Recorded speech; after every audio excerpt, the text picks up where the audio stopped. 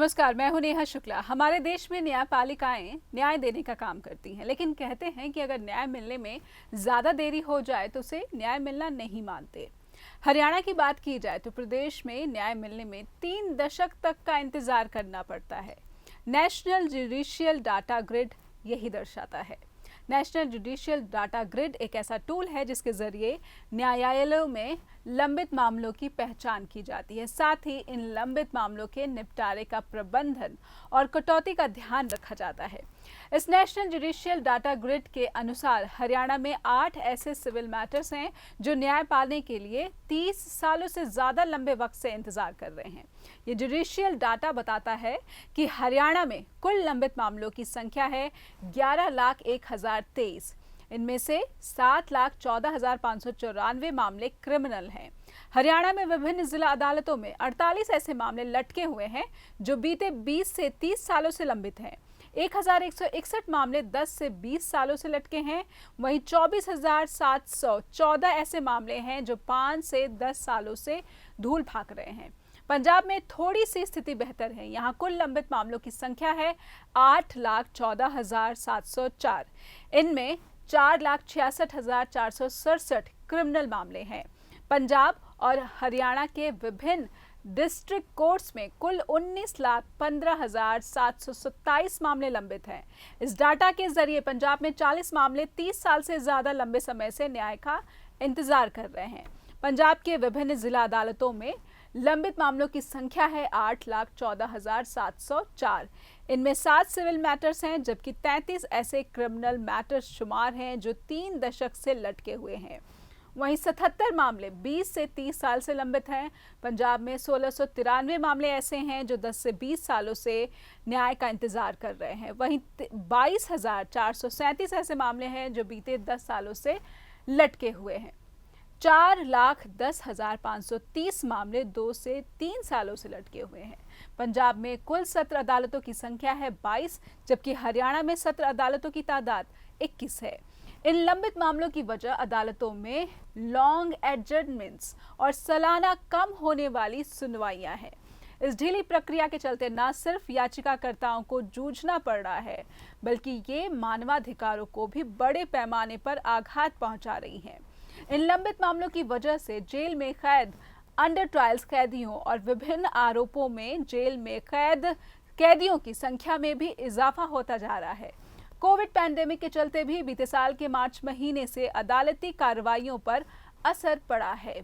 हालांकि पंजाब, हरियाणा और चंडीगढ़ में रोजाना औसतन 900 मामलों का निपटारा किया जा रहा है, लेकिन जिस तेजी से लंबित मामलों की संख्या बढ़ रही है उससे अदालतों में मामलों के निपटारे को बढ़ाने जाने की जरूरत से इनकार नहीं किया जा सकता है, क्योंकि करीब 4 महीने पहले ही हरियाणा में 9,74,942 मामले लंबित थे, जो अब बढ़कर 11,01,023 तक पहुंच गए हैं। वहीं पंजाब में 4 महीने पहले लंबित मामलों की संख्या थी 7,39,015 मामले, जो अब बढ़कर हो गए हैं 8,14,704 लंबित मामले। केंद्र के कृषि कानूनों के खिलाफ आंदोलन का गुरुवार को 43वां दिन था। किसानों ने गुरुवार को दिल्ली के चारों तरफ ट्रैक्टर मार्च निकाला। किसानों का दावा है कि इस मार्च में 60,000 ट्रैक्टर शामिल हुए। ये मार्च सिंघू बॉर्डर से टिकरी, टिकरी से शाहजहांपुर, गाजीपुर से पलवल और पलवल से गाजीपुर तक निकाला गया। किसानों के मार्च को देखते हुए पुलिस ने कुंडली, मानेसर, पलवल टोल प्लाजा पर सुरक्षा बढ़ा दी। हरियाणा के किसान संगठनों ने हर गांव से 10 महिलाओं को 26 जनवरी के लिए दिल्ली चलो का नारा दिया है। किसान संगठनों ने कहा है कि सरकार ने अगर काले कृषि कानून वापस नहीं लिए तो 26 जनवरी को भी ट्रैक्टर परेड निकाली जाएगी। गुरुवार का मार्च उसी का ट्रेलर बताया जा रहा है। किसानों और सरकार के बीच 4 जनवरी की मीटिंग बेनतीजा रही थी। हालांकि अगली बैठक 8 जनवरी को तय की गई है, जिसमें कृषि कानूनों को वापस लेने और एमएसपी पर अलग कानून बनाने की मांग पर फिर से किसान बात करने वाले हैं। लेकिन अब तक हुई बैठक के दौर में किसानों की 2 मांगों पर ही सहमति बन पाई है और लगभग पिछली सभी बैठकें बेनतीजा साबित हुई हैं।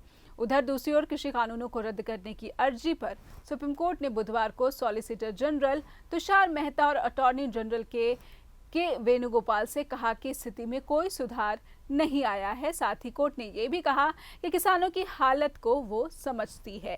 सुप्रीम कोर्ट में कानून की वैधता पर 11 जनवरी को सुनवाई होने वाली है। वहीं पंजाब के सीएम अमरिंदर सिंह ने भी कृषि कानूनों के खिलाफ सुप्रीम कोर्ट जाने की बात कही है। पंचकुला नगर निगम के नवनिर्वाचित मेयर कुलभूषण गोयल ने गुरुवार को पदभार संभाला। हरियाणा विधानसभा अध्यक्ष ज्ञानचंद गुप्ता ने उन्हें पद और गोपनीयता की शपथ दी। इस मौके पर अन्य बीजेपी नेता भी मौजूद थे। नवनिर्वाचित मेयर कुलभूषण गोयल ने अपने विकास मैप के बारे में कहा है कि उनकी प्राथमिकता पंचकुला को स्वच्छ, सुंदर और आत्मनिर्भर बनाने की रहेगी। गोयल ने कहा कि पंचकुला को आत्मनिर्भर बनाने के लिए मोहाली और जीरकपुर की तर्ज पर पंचकुला में भी कॉलोनी निर्माण कार्य के लिए वो बिल्डर्स को आमंत्रित करते हैं। हिमाचल प्रदेश के पौंग डैम में बर्ड फ्लू की पुष्टि के बाद से केंद्र सरकार और राज्य सरकार और जिला प्रशासन सतर्क हो गया है। साथ ही साथ राज्य का पशुपालन विभाग भी अलर्ट हो चुका है। सरकार के दिशा निर्देशों के बाद कांगड़ा में पशुपालन विभाग ने रैपिड रिस्पांस टीम का गठन किया है। ये टीमें बाकायदा इलाके में स्थिति पर नजर बनाए हुए हैं। पशुपालन विभाग के deputy director doctor Sanjeev Dhiman ने कहा है कि पौंग डैम इलाके में उनकी टीम ने मोर्चा संभाल लिया है। उन्होंने कहा है कि अभी तक बर्ड फ्लू का कोई भी मामला मवेशियों में नहीं देखा गया है। हालांकि बर्ड फ्लू के इंसानों में फैलने की आशंका ज्यादा रहती है, इसीलिए आम लोगों से चिकन, अंडा, मछली के सेवन से बचने की अपील की गई है। विभाग ने पौंग डैम के पूरे इलाके को सील कर रखा है। मुर्गियों समेत अंडों और मछलियों के कारोबार को भी पूरी तरह से प्रतिबंधित किया गया है। फिलहाल नगरोटा सूर्या में जिला पुलिस प्रशासन सतर्क हो गया है। अधिकारियों का कहना है कि बर्ड फ्लू के बढ़ते खतरे के मद्देनजर एसपी कांगड़ा विमुक्त रंजन ने उन्हें दिशा निर्देश जारी कर अतिरिक्त आर्म फोर्स मुहैया करवा दी है। पौंग डैम की लंबी चौड़ी पेरिफेरी में सख्त पहरा दिया जा रहा है। मैं इस बारे में आपके माध्यम से जानकारी देना चाहता हूं कि विभाग द्वारा रैपिड रिस्पांस टीम्स का गठन जो है कर दिया गया है और अभी तक जो पौंग डैम का एरिया है उसमें हमारे जो माइग्रेटरी बर्ड्स हैं, प्रवासी जो पक्षी हैं, उनमें जो है मॉर्टेलिटी देखी गई है और उसमें 2000 से ज़्यादा जो है प्रवासी पक्षी जो हैं वो मृत पाए गए हैं। अभी तक जो हमारी फील्ड से जो रिपोर्ट आई है, अभी तक एक भी पोल्ट्री डेथ जो है वो नहीं हुई है और इस संदर्भ में हमने लगभग 119 सैंपल जो हैं वो हमने जलंधर जो है लैब में टेस्टिंग के लिए भेजे हैं। उसकी 1 या 2 दिनों के अंदर जो रिपोर्ट आ जाएगी, उसके बाद ही ये स्पष्ट हो पाएगा कि ये जो बीमारी है प्रवासी पक्षियों से कहीं हमारी पोल्ट्री में तो नहीं चली गई है।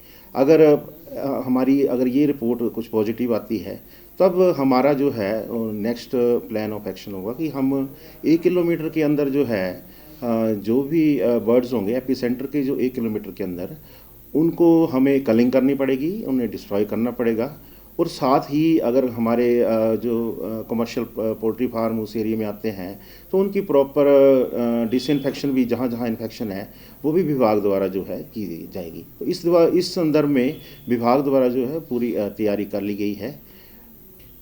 यहाँ मैं ये स्पष्ट करना चाहता हूँ कि ये जो बीमारी है एवियन इन्फ्लुएंजा, बर्ड फ्लू जिसे हम बोलते हैं, ये जानवरों में नहीं है।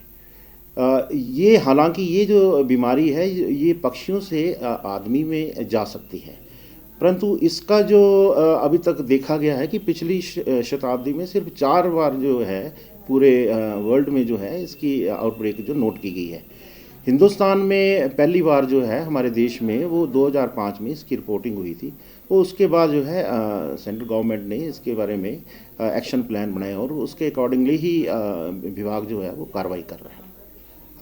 मैं ये बताना चाहता हूँ कि अब हमारे जो पौंग डैम एरिया है वहाँ पर प्रवासी जो पक्षी हैं उनकी मृत्यु हो रही है। उसके बाद जो है उनकी जो डेड बॉडीज़ हैं, उनका कार्कस है, उसको डिस्पोजल के लिए विभाग को दिशा निर्देश हुए हैं। तो इसके लिए एक प्रॉपर प्रोटोकॉल है, उसके अनुसार ही जो है उसका जो डिस्पोजल जो है विभाग के कर्मचारियों द्वारा किया जाएगा और ये कोशिश की जाएगी कि इन्फेक्शन जो है वहाँ से आगे नहीं फैले। 3 दिन पहले ही डिस्ट्रिक्ट एडमिनिस्ट्रेशन द्वारा एक ऑर्डर निकाले गए हैं जिसमें हमारे जो पोंग डैम के एरिया है, उसके जो बॉर्डर एरिया है डैम के साथ साथ कर लगता है, उसमें सभी तरह की आवाजाही जो है उस पर रोक लगा दी गई है। हाँ, ये एक अंदेशा बना रहता है क्योंकि काफ़ी सारा एरिया होने के कारण कई बार हमारे कोई भी पशु वहाँ पर, आवारा पशु वहाँ चला जाए, या आप जैसे बात कर रहे हैं कि डॉग्स वगैरह, तो ये एक चांस बना रहता है। परंतु उसमें हमें ये अपेक्षा रहेगी, हमारी जो लोकल इंस्टीट्यूशंस हैं, पंचायती राज इंस्टीट्यूशंस हैं, एनजीओज़ हैं, आम जनता, उससे हम सहयोग की अपेक्षा करेंगे कि ऐसा कोई उनकी नज़र में अगर आता है कि कोई आवारा कुत्ता वहाँ घूम रहा है या आवारा जानवर है, तो इस बारे में आप एकदम से लोकल एडमिनिस्ट्रेशन को रिपोर्ट करें, हमारे विभाग के हॉस्पिटल है, वेटनरी हॉस्पिटल से वहाँ पर रिपोर्ट करें, या वाइल्ड लाइफ बींग्स के जो भी हैं। तो हमारे अगर जैसे ही हमारे नोटिस में आती है चीज़, तो हम उस चीज़ को रोकने की कोशिश करेंगे। आज जो है हमारे WSSP साहब श्री विभूति नंदी जी ने जो है यहाँ स्पेशल फोर्स जो है डिप्लॉयड की है, क्योंकि उन्होंने जो है स्पेशली भी यहाँ एरिया का वो किया था, और इस एरिया के से अनुभव ज़्यादा रखते हैं, हमारे से भी ज़्यादा रखते हैं, क्योंकि वहाँ इनका अनुभव इतना ज़्यादा है कि शायद हमें इतना नहीं होगा। उन्होंने एरिया के हिसाब से डिप्लॉयमेंट हमारे से मांगी थी और हमने डिप्लॉयमेंट भेजी, तो आज तुरंत उन्होंने ये फोर्स यहाँ डिप्लॉयमेंट की है, और ये एरिया को हम चारों तरफ से जो है सील कर देंगे, और इस एरिया में किसी भी तरह का कोई भी परिंदा, मवेशी, पशु वगैरह या मनुष्य कोई भी पोंग डैम नहीं जाए, ताकि आइंदा के लिए जो है बर्ड फ्लू ज़्यादा फैल सके। हमारी आपसे अपील है कि अगर आपको ये वीडियो पसंद आया है तो कृपया हमें लाइक ज़रूर करें। अगर आपने अब तक हमारा YouTube चैनल सब्सक्राइब नहीं किया है तो कृपया हमें सब्सक्राइब ज़रूर करें। आपके कमेंट्स हमारे लिए फीडबैक का काम करते हैं, तो कृपया हमें ज़रूर बताएं कि आपको हमारे चैनल पर दिखाई जाने वाली न्यूज़ कैसी लगती है। आप हमें हमारी news website news left and right पर भी फॉलो कर सकते हैं। इसके साथ ही हम इंस्टाग्राम और फेसबुक पर भी उपलब्ध हैं। आप चाहे तो इन प्लेटफॉर्म्स पर भी हमें ढूंढ सकते हैं। सकारात्मक पत्रकारिता के लिए आपका सहयोग बेशकीमती है। अपना सहयोग बनाए रखिए। मैं आपसे मिलती रहूंगी हर दिन की बड़ी खबरों के साथ। नमस्कार।